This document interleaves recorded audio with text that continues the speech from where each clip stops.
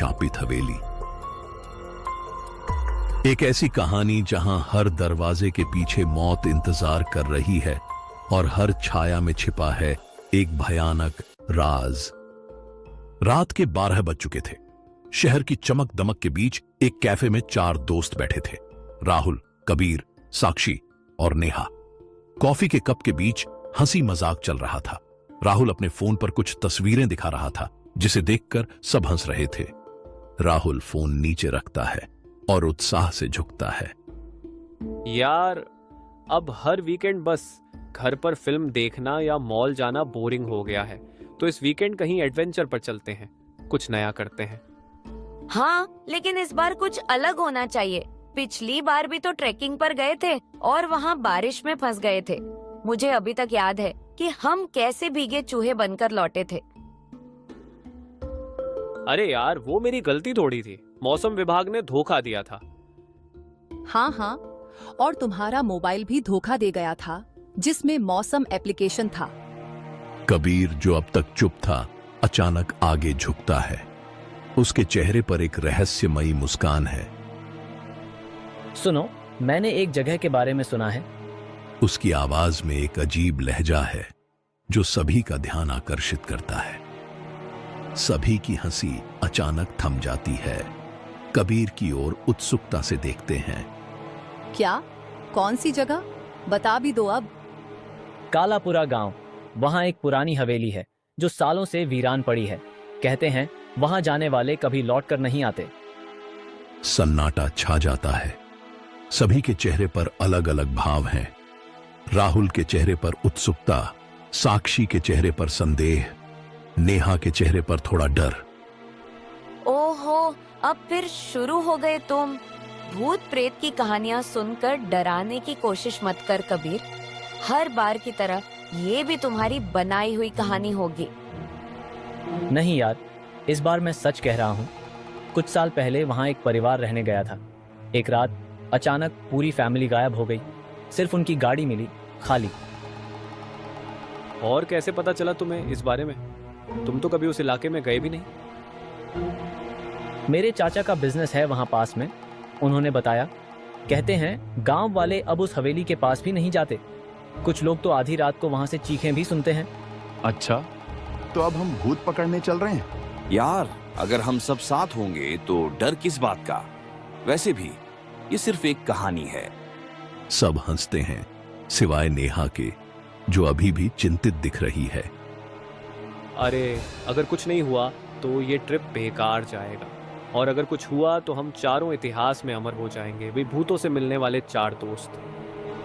अच्छा ठीक है, लेकिन अगर मुझे लगा कि कुछ गड़बड़ है तो मैं वहीं से लौट जाऊंगी।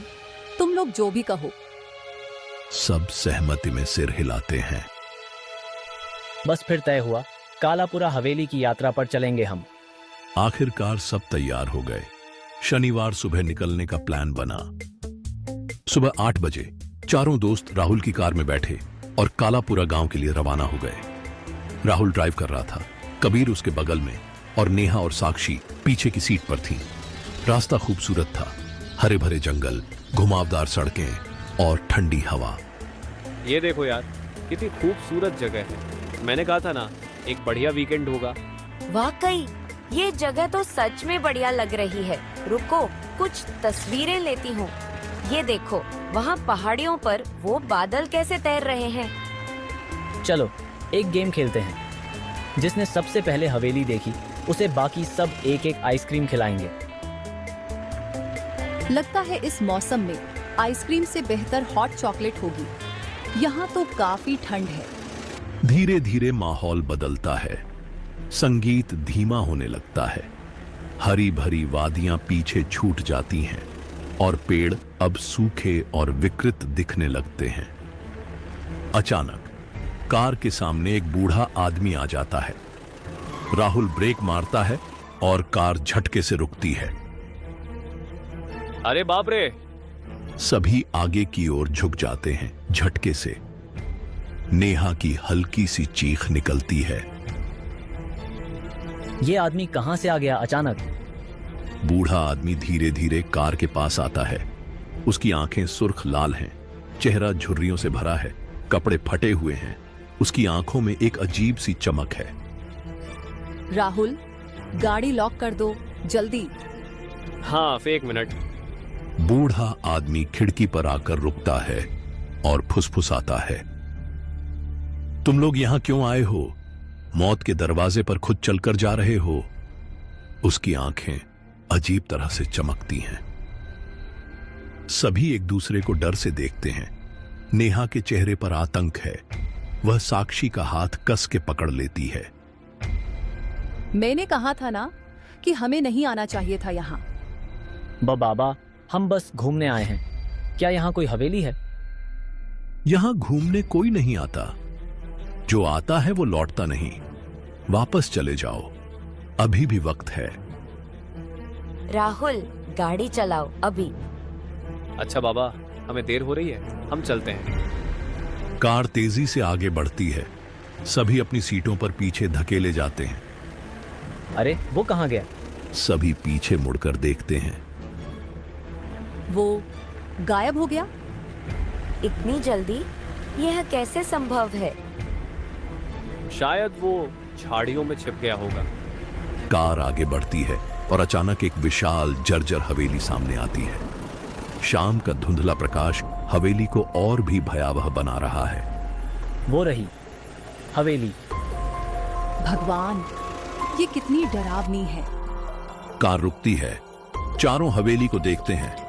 पुरानी जर्जर दीवारें, टूटी हुई खिड़कियां, लकड़ी का खंडित दरवाजा जो हवा के झोंके से हिल रहा है। तो अंदर चले? नेहा और साक्षी एक दूसरे को देखती हैं। कबीर उत्साहित लेकिन थोड़ा नर्वस दिखता है। गाड़ी अब हवेली के सामने थी और असली खेल अब शुरू होने वाला था। हवेली का दरवाजा अचानक हिलता है, मानो कोई अंदर से देख रहा हो। अगले एपिसोड में हवेली के अंदर पहला कदम और पहली अनहोनी। क्या यह सच में शापित है